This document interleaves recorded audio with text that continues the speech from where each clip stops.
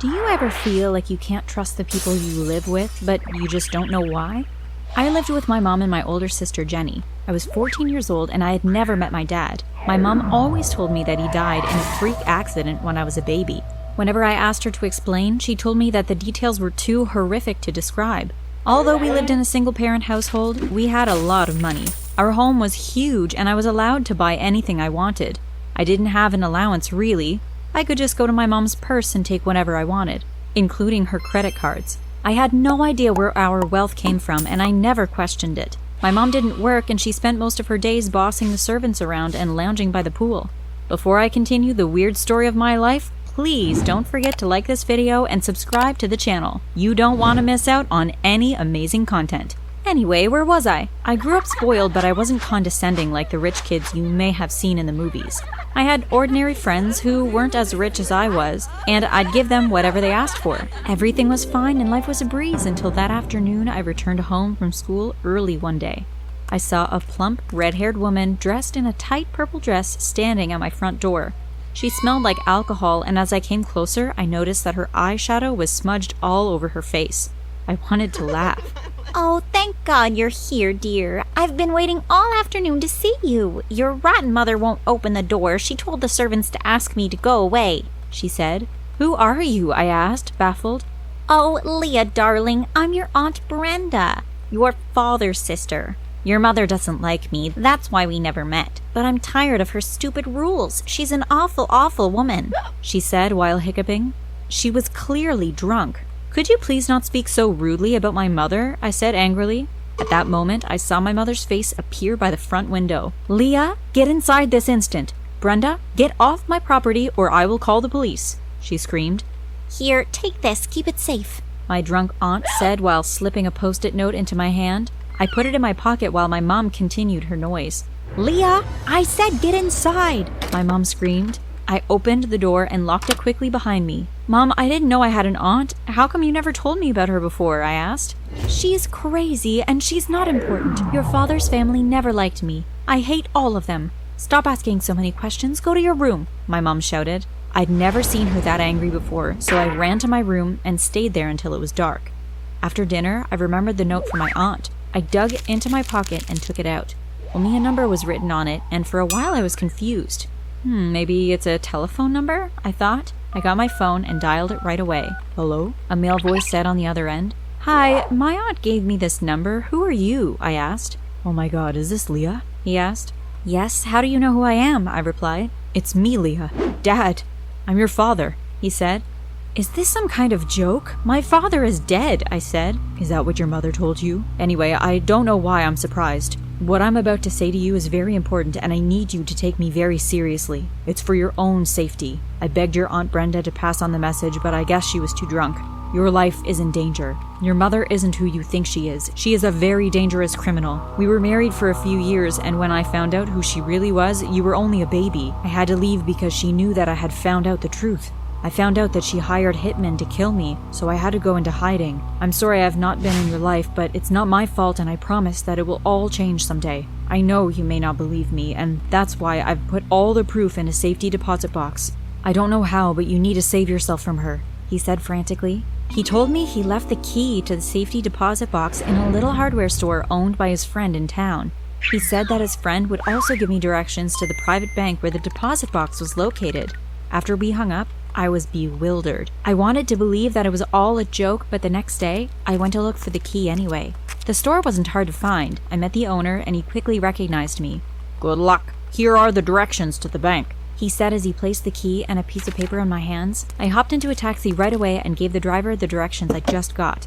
I was there in about 30 minutes. I walked in, showed them my key, and they led me to the box. When I opened it, there was a pile of documents all arranged in neat folders. I carefully picked them up and placed them in my backpack. I got home in a flash and ran up to my room to read them. My mom was lounging in the pool as usual, and I'm not sure where my sister was. I locked my door and began reading. 2 hours later, I felt like my life had spiraled completely out of control. There was evidence that my mother had been involved in money laundering, selling and trafficking drugs, and worst of all, murder. There were several newspaper clippings which reported a story about 6 men who were set on fire and killed in a drug deal gone wrong. It mentioned that my mother was the prime suspect. That was not even the worst crime. Some are too gruesome for me to even mention on this channel. I wondered why my mother wasn't in prison and came to the conclusion that the network of criminals was so great that even the police were afraid to do anything to them. I felt dizzy and sick to my stomach. First, I find out my father is alive and now my mom is a dangerous criminal, I thought. Suddenly, all our riches made sense. I had to pretend like I knew nothing, so I went downstairs and had a normal conversation with my mother.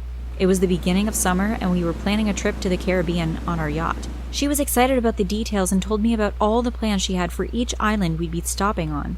After a week, we were all packed and breathing the fresh scent of the ocean. My bedroom on the yacht was my favorite. I liked it even more than the one in the house. It was spacious and cozy. It had huge windows and I could see the sea as we sailed. I sighed as I realized this would be my last trip with my family. I had made an escape plan which I'd need to execute as soon as possible. The first few days were amazing, or at least I pretended like they were. Soon I would put my plan into effect.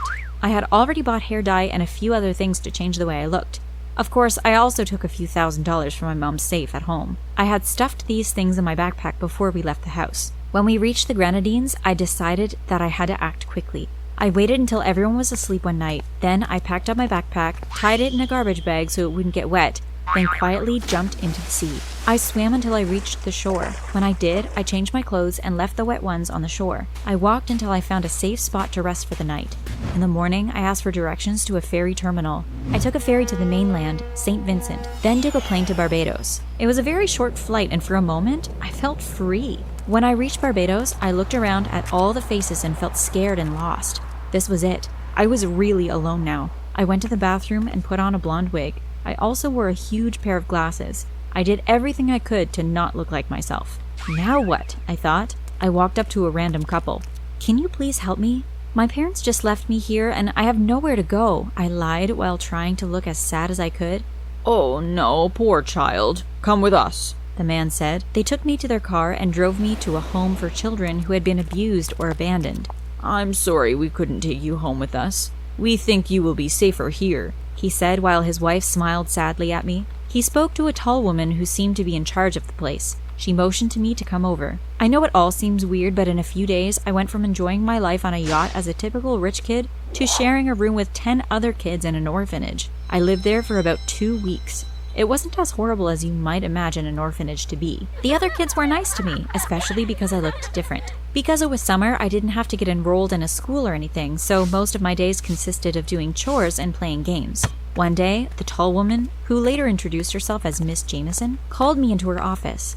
There was a man and a woman sitting inside. "Harriet," she said. I had told them my name was Harriet because I obviously couldn't use my real name. "We have some good news for you. There is a couple who would like to adopt you," she continued. "That's wonderful," I replied, not knowing what else to say. We are Mr. and Mrs. Beaton. We are farmers and we live in a lovely little house by the sea. We would love to adopt you. We've been trying to have children for years, but we've had no luck," Mr. Beaton said. So I became the adopted daughter of 2 farmers who seemed so happy to have me as their daughter. I learned how to take care of the animals on the farm. Every day I had to milk the cows and check on the chickens to see if they had laid eggs. Once I had finished all my work, I was allowed to chill out on the beach for the rest of the day. What a simple life! I was in the middle of tying the goats one afternoon when a little girl in a green frilly dress approached me. "Are you Harriet?" she asked. "Yes, and who are you?" I asked. "I'm not telling you. Look," she said as she handed me a piece of paper. I took it and she sped off. I looked and saw another telephone number. Oh, not again, I thought as I rushed back to the house. I dialed the number. Leah! It was my dad. "What's going on? How do you know where I am?" I asked. Listen carefully. I'm very proud of you for making it this far, but the people who adopted you aren't safe. They knew who you were all along. Why do you think your mama hasn't made your disappearance public? You've practically disappeared and not even the police know. Mr. and Mrs. Beaton are part of the same criminal network as your mother, and you need to get away from them," he said. "But Dad, why do you keep sending notes instead of coming for me yourself? Why don't you come to take me somewhere safe?" I asked, but it was too late. He had already hung up. I ran away from that house the same night, and I'm still on the run. Sometimes I think I should go back to my mom and hope she will forgive me. Nothing is the same, and I don't enjoy this type of life. What would you do if you were me?